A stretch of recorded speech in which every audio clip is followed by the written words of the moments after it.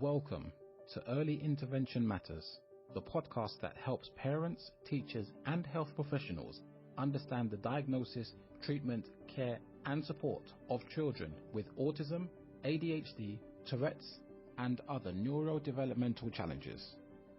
Your host, Dr. Inyang Takon, is a consultant neurodevelopment pediatrician, and she will provide insight through interviews, answering questions, and breaking down complicated topics. By sharing stories from parents and professionals in the field, we hope to make sense of what can be an overwhelming topic. Early intervention is crucial with children with developmental difficulties. Yes, early intervention matters.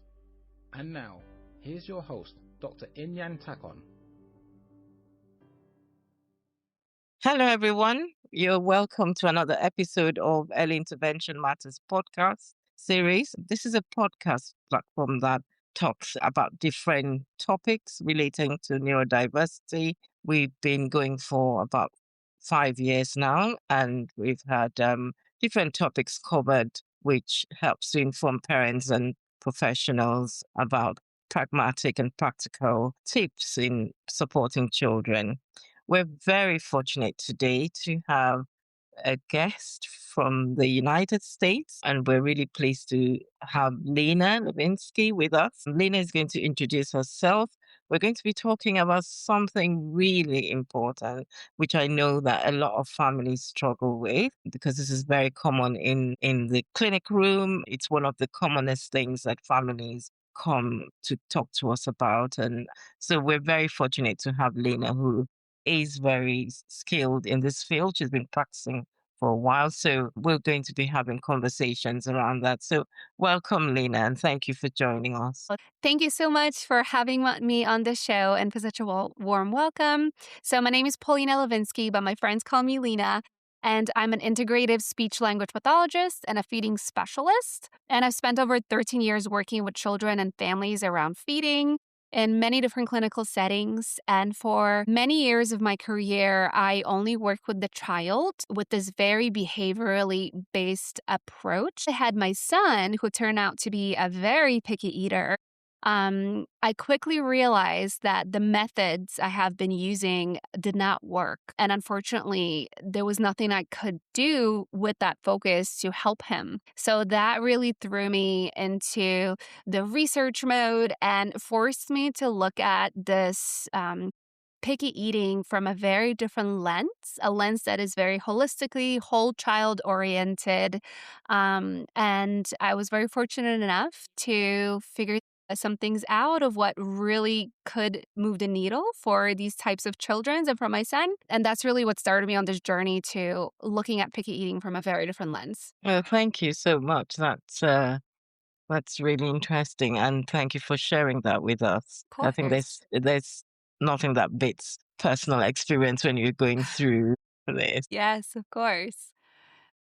So we're going to start first by talking about what do we mean by picky eating, because we have, when people come into the clinic, parents come into the clinic, it's quite common to say, oh, he's picky. When you ask about the diet, they would say, oh, he's very picky with his food. What do you describe as picky eating, and when does it become a problem? Yeah. So picky eating is essentially a child being selective with their diet. So sometimes that looks like maybe eating only a handful of foods. Sometimes that looks like completely not tolerating certain groups of foods. So maybe not eating proteins or vegetables or fruits. And it's essentially child being selective and not being open to eating whatever the family is making and just being open to various foods in their diet. And usually becomes a problem once it affects their development, once it affects their health, once it's a prolonged period of time. So maybe going on for more than a few weeks, once it impacts the family's stress, where maybe mom or dad, they need to make special meals for the child. And it goes on frequently, almost every night, where they have to essentially cater to them separately. I think there are many different red flags for picky eating, but it's essentially when it really disturbs the the meal flow in the house that I find that it can be very much labeled as picky eating. And thank you for defining that, because sometimes you have families coming and saying, I think my child has ARFID. Mm, ARFID being avoid and mhm, restrictive food intake mhm. disorder. So at what point do you then distinguish between picky Yeah. eating and ARFID? That's a great question, and it's becoming more and more common. ARFID is a feeding disorder, and it's very much anxiety based, and that needs to be officially diagnosed. And that could be diagnosed by the pediatrician, or it could be diagnosed by a psychologist or different specialists. It's not something that as speech language pathologists would diagnose, but typically when we're dealing with ARFID, it's a little bit more psychologically based. It could be trauma based, picky eating tendencies, which become often quite severe for the child. And typically, it requires more of an interdisciplinary approach, I believe, for intervention. So ARFID has very specific diagnostic criteria versus picky eating, where a child is more selective, but it perhaps doesn't affect them as much psychologically. It can have this nervous system dysregulation component. It often has, maybe not as severe. Thank you. Thank you for clarifying that. Yeah. And what are the main factors around picky eating? What do you what are the causes? Because sometimes families can understand why they've got 3, 4 children, and then one child is very, very picky, and they have to sometimes adjust their meal plans around the child. Mhm. What are the factors that drive picky eating? Yeah, where there could be many, and I hate to say that because I wish I could just tell you like one or two, but it could be many. So the way I look at it is I look at it from this whole child perspective. So I like to look at the child's health in general, right? Looking at any type of symptoms there. Maybe it's constipation driving some kind of feeling of uneasiness when they're eating. It's making them feel sick after they're eating. Maybe it's reflux. Maybe it's mold exposure that is causing all these symptoms, and some of them could be picky eating. It could be a diagnosis of perhaps autism, or it could be a diagnosis of PANS and PANDAS. That spectrum of the health component is very big. That could be driving many different picky eating symptoms. So we definitely need to look there to see if there's something that could be done with their health. Gut health is another area. It's a very big component there because of the gut-brain connection. And the gut often, if there is a leaky gut or overgrowths or something happening with the gut imbalances, that will often drive unusual cravings and cravings for carbs and sugars. And usually that really limits the diet. And also it will affect signaling, right? Because of the neurotransmitter communication, it will affect signaling of maybe their appetite or their hunger or digestion in general. That could definitely be impacted by their gut health and and that area overall. There could be oral motor dysfunction. It could be things like difficulties with chewing. It could be things with swallowing issues, right? It could be just the way that food is exposed or presented. Maybe there's too much pressure. Maybe there is not enough pressure. It is so very much child based, where you really have to understand where your child is in this moment in time and kind of change the environment around them so it's really exposing them to foods in a way that don't feel scary or stressful. Because oftentimes for our kids, when they have these sensory issues around feeding, maybe they have nutritional deficiencies, maybe they have nervous system dysregulation, food can become scary, right? Can cause some anxiety. So we have to take these things into account and really observe and connect with our child so we can look for these symptoms and know how to kind of start addressing them. And I hope that was a helpful explanation and it didn't Very make it helpful. more complicated, because I feel like I said a lot of things and, we're They're just very scratching the helpful. surface. Okay, good. No, it was very helpful because I think you brought it, taking it away from just looking at the child being picky at Yes, that time, but thinking broadly about what could be driving this.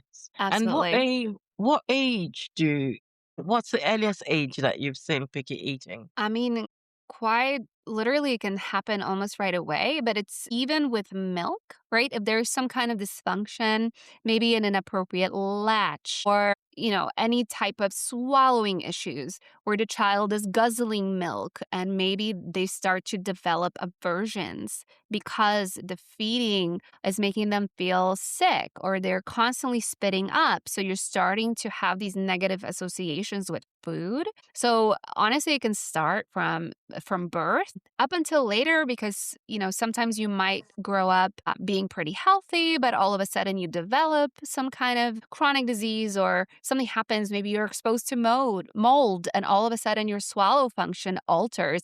That's my personal example that happened to me. And I really thought that there was something happening neurologically, but it was mold exposure that was altering my swallow function. So I literally felt like I had food stuck in the back of my throat and I wasn't able to clear it properly. And luckily that passed. But these things, especially in children, they can definitely cause different picky eating symptoms. Interesting. Yes. Yeah. And I think that's one of the things that's so important for families to think through hmm the events around when the child develops that picky eating. Yeah, Yeah. absolutely. It could happen honestly at any age. Yeah. But I think what's really important for families to understand is that picky eating is not a diagnosis. It's a symptom. It's a symptom of something else happening in the body, and it's really about figuring out what's causing it. That can mean a lot. It could really shift those behaviors quite a bit. I remember there was one little child I worked with, and she developed these very severe picky eating behaviors. And that was from choking on a little piece of pasta, and then that caused a lot of anxiety around food afterwards. And it wasn't a true choking episode. It was like very small one. Luckily, she was okay, but that fear, stayed with her. So it could be a lot of different reasons for it. So that's why it's so important to stay connected with your child and continue to watch them, just so you can look for these events or for different symptoms happening within their body to kind of indicate maybe what is it that we really need to address here. Yeah. I mean, I remember one child I looked after. He was being seen in my clinic, and like you said, he had a negative event and didn't actually choke, but just had a feeling like he was choking. And it was, he just went off food, literally Mhm. went off food for a while, and took a whole process. It would just take something little and became very picky, and it was quite a process to try and get him back. Yeah, So, like you said, events could trigger that episode and just make things absolutely. worse. Yes. And our kids, even when they're babies, when they're little, when they're young, they're very aware, they're very protective. Feeding is very invasive. You're literally taking something foreign and putting it in your body. That requires trust. That requires Yeah. calmness. We need to be in our parasympathetic, in our rest and digest, right? Mm-hmm. We cannot be eating when we're in our fight or flight. So when kids have this high anxiety, that's definitely going to Mm-hmm. affect their feeding, their eating in general. And one of the commonest ways in which it's one of the commonest presentations in children who are neurodiverse. And I think a lot of that is sensory driven when Yes. they just can't stand the textures of certain foods Mhm. and they avoid it. Absolutely. We see that quite a lot, and parents usually find it so difficult because they probably want them to eat one food class, and the child is just not keen on eating, and it sometimes gets really stressful for It them. can. It absolutely can. I couldn't agree with you more. Yeah, and I think one of the things you've said is that picky eating being a symptom, which is something that parents should think through about that. I think once that's that mind shift, Yes. or thinking what could be driving that rather than looking at the child like just eating. Right. And Yeah. I think that's often the disconnect because we're so like fast to label a child as behavioral. Like they're just Yeah. having these behaviors, this is going to pass, or they'll Mm. eat when they're hungry. And that could happen for that little percentage of kids where maybe they're developing some picky eating tendencies because prior to this they were sick, or maybe Mhm. because they're going through a developmental jump and then eating takes a backseat during that time, but then after a few weeks they just come back to their regular eating. Mm. methods or ways. But when we label every picky eater this way, where we're just like, this just behaviors, it's going to pass, Yeah. unfortunately, we're doing them a big disservice because the earlier we address it, the better. Yeah. And you've just said something about eating could take a backseat during some developmental Mm. processes. Yes. And that's true because I've seen that before Hmm. in children. And I think it's something that parents should think about as well, you Yes. know, in Right, terms. before really stressing out about this, I Yeah. think there's a window of opportunity, especially during those early years where it could happen, but Mm, that's when you start to think about like, okay, well, this is going on maybe for a little too long, or it's affecting other things in their lives, or their mm, weight, or our day to day. So that's when you can start to think about it differently. But there's definitely a period of time when this could happen normally developmentally. yeah. Thank you. And what are the common myths that you or misconceptions parents have about picky eaters? I think we've talked about a few of that. But Yeah. what do you commonly see when you're working with families? Yeah. So a lot of the same messaging, definitely focusing on it as a behavior, thinking that this is just a kid being difficult. This is just a child being stubborn. This is a child going through some kind of a phase or being defiant. And they're really not. They're protecting themselves. They're protecting their body because food doesn't feel safe right now. It doesn't feel comfortable right now.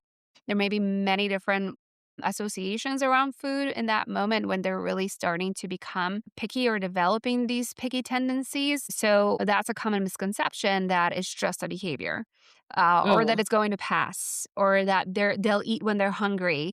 So just withhold food from them and make these like really rigid rules around food. And there's a time and place for that. I do believe boundaries are super important. They have to be developmentally appropriate, and they have to be very much child appropriate depending on what the child can handle, because the last thing we want with our boundaries is to make them even more stressed, yeah. right? So I think those are important. It's kind of like this delicate dance that you have to have, Mm, because I do think kids sometimes need a bit of a push, but it has yeah. to be the right kind of push. And I think that's the balance that families sometimes struggle to. Yes. Yeah, because sometimes they're thinking, are we giving up too quickly? Do we just insist and insist that the child eats that? And I've seen that where families feel, well, keep going until they eat the food. Right. I feel like we grow up that way oftentimes. I Yeah, mean, just our generation in general, right? It was just very much like behavior, discipline, and like you're supposed to eat this. If not, you can't have this, or you can't get up, or you can't go play. So it's very much just kind of like mindset that sometimes we bring with us from our childhood. But unfortunately, when yeah, you are with a true picky eater, that doesn't work in that moment, yeah. because when we do that, we're ignoring the symptoms that are causing this.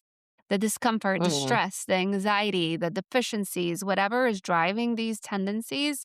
I feel like mm. once these are addressed, then the child's behavior will change. So I think going about it from that perspective is more powerful. And that's true because as we were talking, I was thinking about my older daughter when she was younger. And there were foods that she didn't like to eat. When we look back, I think you're right. Sometimes we bring the kind of mindset of Mhm. our growing up, and then you'd say, "Oh, you have to finish that food. Yep. You can't get off the table." I remember once when my mother came visiting and sat with her around the table. And my mum was, you have to finish that food. You're not going to get up. At the point I said, okay, she doesn't want to eat it. My mum said, no, you're spoiling her. She's got to Yeah. eat the food. Yeah. And so she didn't like eating certain foods for a long time. And Mhm. now she's a grown adult and she's eating those foods that she didn't like Mhm. eating. So when I think back, I feel those pressures, the anxiety around that, the expectations must Yeah. all have contributed to her not, Yeah. eating. They could have, but I think, that advice is very well-meaning, and I Mm. think it worked a little bit better, in the past because our kids were less sick, right? I feel like now with just the explosion of chronic disease and all these different underlying root causes, unfortunately, that advice works less and less and less. Mm. There is a time and place for it, but I find it's like very, very narrow. It's very small, Yeah. unfortunately. But I think with our grandparents and our parents, like they grew up in a very, very different world. So I understand where this They, is coming from. Yeah. It's just unfortunately our kids are living in a very different world and we have to address that from that perspective. Yeah. so when you're working with families, at what point would you say if they've started off trying to put those boundaries and working on their own timeline, at what point would you say actually you need to think about this? You mean like the root cause approach? Yeah. Yeah. Honestly, I say it from the beginning. From the beginning. Because in the rare cases where this is really behaviorally based, then we should see some progress. But most of the time, when we do go on with just the boundaries and maybe just the exploration, which is unfortunately what majority of therapy focuses on, uh, Mm. then it's very rare that it actually works and it helps the child to expand their palate. So I say from the beginning because I do think that time is precious, especially with our kids. They grow up very fast, so I Mm. wouldn't waste too much time on that in that way. And I say that from my own experience because I was that therapist for a very long time. And I found that these approaches are very different. And the whole child Yeah. approach is definitely something to focus on because I think that the approach, which is very behaviorally based, it focuses on the plate. It focuses on the food. And the food is not the problem. Mm. The root causes are found within the child, not on the plate. And that's where the disconnect is. The food is not the problem. That's a, a very key message, you know. Yes. That's a very key message. So Yes. in the previous approach, just for the parents and families in the audience, Mhm. um, what what was the usual approach that was used? So the approach is usually very much behaviorally based, meaning we're focusing on the Mm. child's behavior. We're focusing on the amount of foods they're eating. We're focusing on the different types of textures and exposing them to different foods and different textures. And then also using kind of this applied behavioral analysis, so ABA methods, to get them to take more bites. The basis of what feeding therapy is. And like I said, unfortunately, it does focus on the food and it doesn't focus on the child. Okay. So when you work with families using the whole child approach, Hmm. what does your framework consist of? Yeah. So I have a few frameworks, but my main one that I use for assessment and treatment is my Bloom framework. So I imagine it kind of like this big tree and it has many branches, but at the trunk, we have something called connection. Right. So connecting with your child to be able to look at all these different symptoms and to help them calm their nervous system. Because once the child gets into that rest and digest, the parasympathetic, a lot can change around the table, right? So that's at the bottom there, connection. And then Bloom stands for B, balanced health. So we look at their health, their nutritional deficiencies, we look at their blood sugar regulation, we look at their nervous system, we look at their sleep.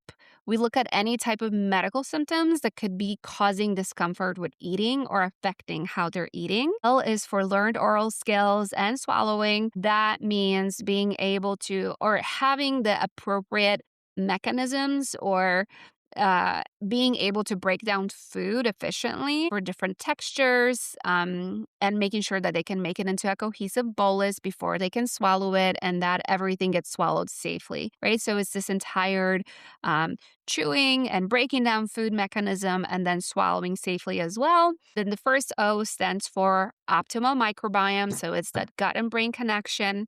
Super important when it comes to eating because of how much the gut influences our eating preferences and affects our health as well. The second O is open exploration. So it's the environment we set up for the child and how they're able to explore and be curious around food. So that's super important. And the last one is M, which is mealtime boundaries. So those are the boundaries that we set in place to signal to the child that they're safe, but also we're very consistent with them. It's really important because that's how kids learn. They need guidance, they need boundaries, they need that little bit of a push in a way that feels safe to them. So, like setting boundaries that are appropriate based on their age and based on where they are in their development and what they can handle with the food. Okay, great. That's really good. Thank you. Thank you. So, and how long does it take you to work through with the families? It really depends. It's so child dependent, and it's also depending on how the recommendations are followed. Because very Mm, much when it comes to this, a lot of the recommendations that are made are environmental, of how to set up an appropriate environment, how to change the environment. And mm, oftentimes it's interdisciplinary too, right? Because I'm not a medical doctor, so I wouldn't necessarily be doing blood work with the families. I mm, can interpret some gut health testing. And also, like, I'm familiar with blood work results and whatnot, but I'm not a doctor. So sometimes when there is a deeper need, it has to be an interdisciplinary approach. But I find that once these changes are applied, changes can be pretty fast. mm. Once we start to address those biological needs and the gut health needs and start to change their lifestyle a little bit and their environment, it can be fast. I mean, to give you an example, I recently worked with a 12-year-old who came to me. It was a referral from an amazing doctor I work with. And so she did a lot of testing for him. And we found that he was literally starving himself because he had such a small and rigid diet that it was affecting his body. He was not getting enough nutrients. So it was a big concern. But within just 8 weeks of us working together, he went on to start eating many different proteins, including steak, and he added about 30 different vegetables to his diet. Wow. He got his energy back. Like, he started practicing karate. And this was a kiddo who was so tired. All he really did was he read books all day outside of school because he had no Mm, energy to play with his brothers. So it was quite fast, and it was a child who was 12. So it really depends on mm. how the recommendations are followed, but it can be quite fast. That's quite impressive to go from being very picky to eating quite a lot. I'm sure Yeah. the parents would have been so pleased about that. But Yeah. one It take was. home I'm getting from our discussions is the fact that, just exploring what could be going on underneath and trying to sort that, like, replace nutrients, get him more energy, just put him in a different place to want to explore foods, which, Absolutely. yeah, Absolutely. Yes. Yes. A lot of our kids are chronically depleted of nutrients and yeah. minerals, and it's a big problem as well. And there are some common ones for picky eaters. So it's definitely something to explore.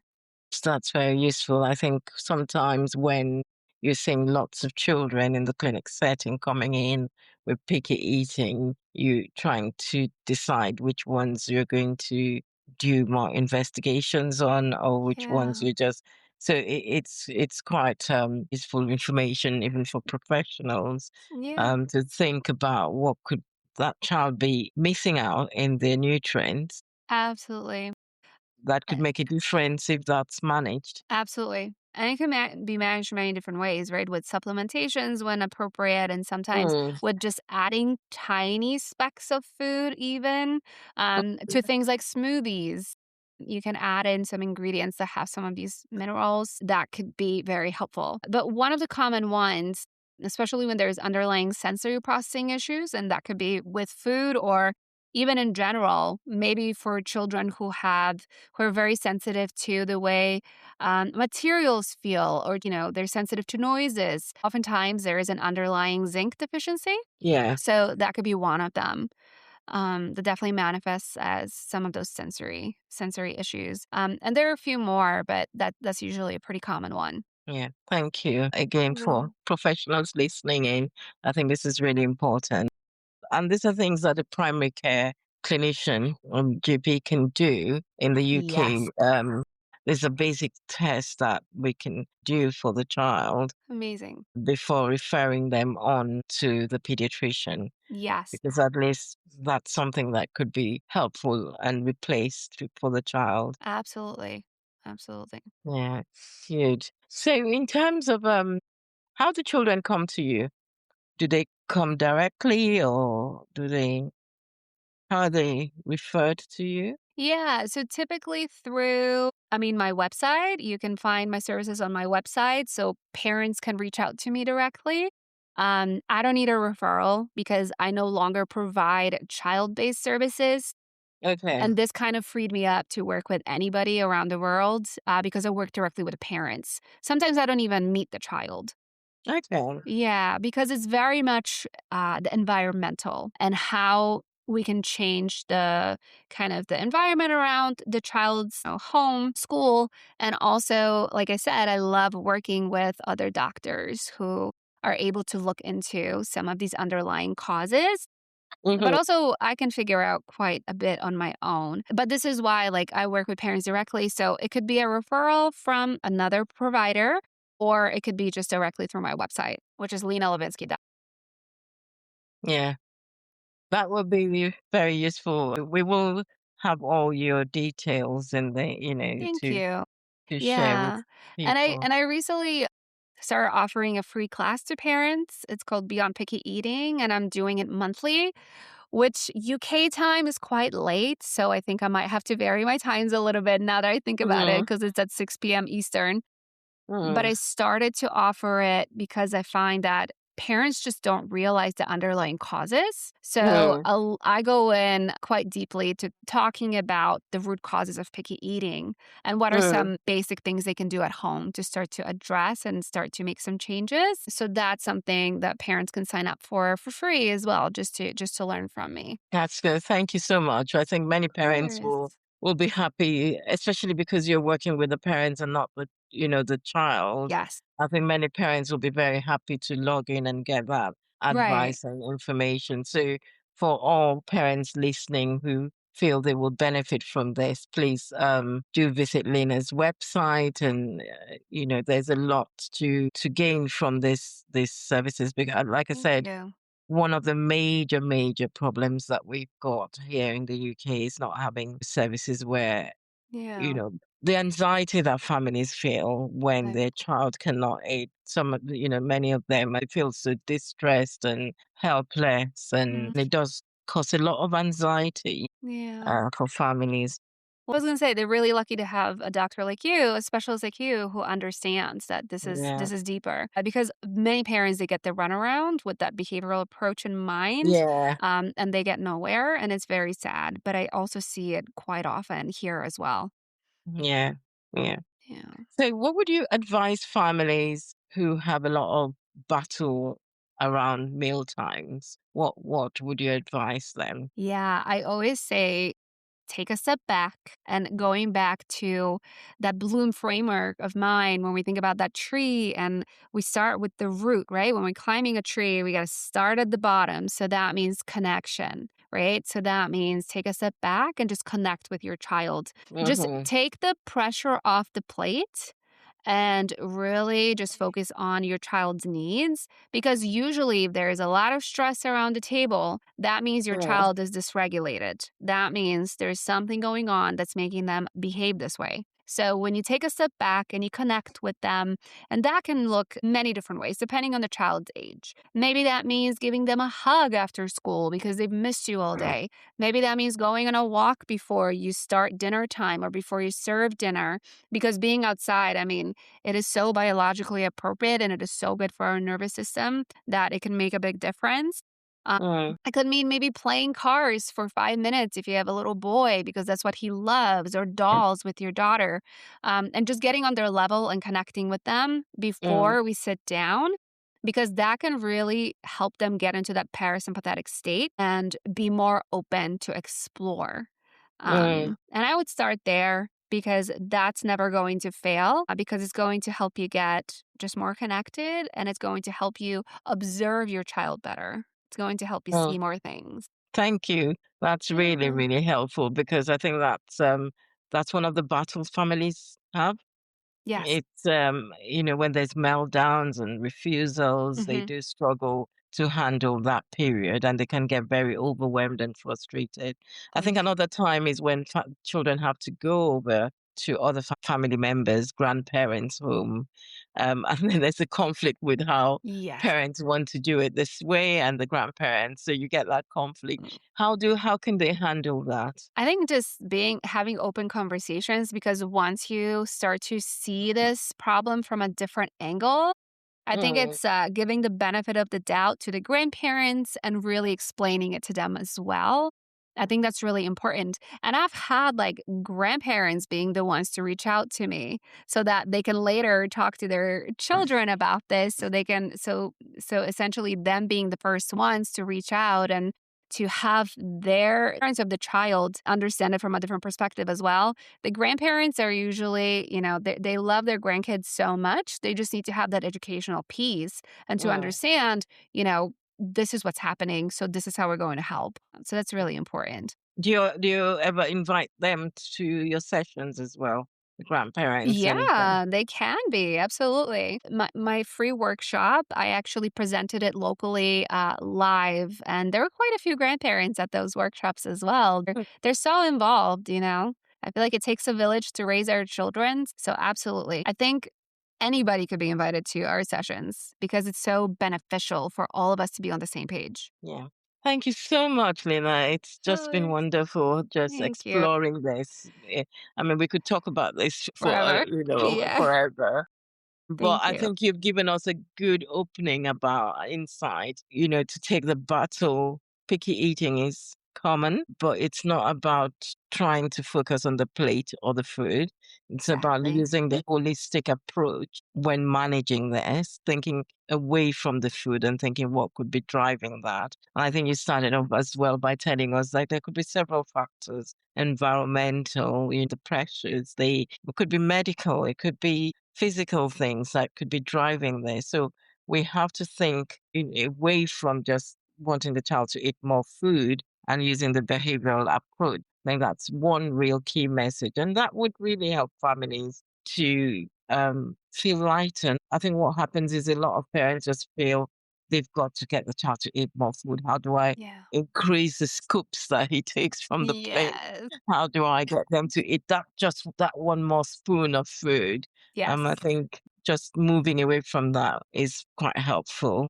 Absolutely. And that's one of the key messages that we've gotten today. It's been quite a great episode, and Thank you. we would really love to have you send the information to us.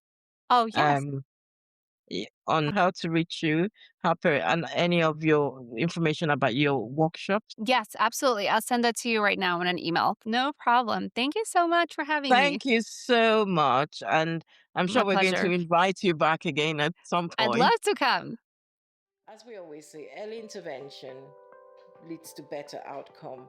And early intervention can only be achieved by early diagnosis. So thank you for listening into the series today. I know some of the things we've talked about today would probably have generated some questions or need to seek clarification. So I'm happy to take questions, and I'll invite you to send your questions to eim@drtakon.com. Thank you for listening in.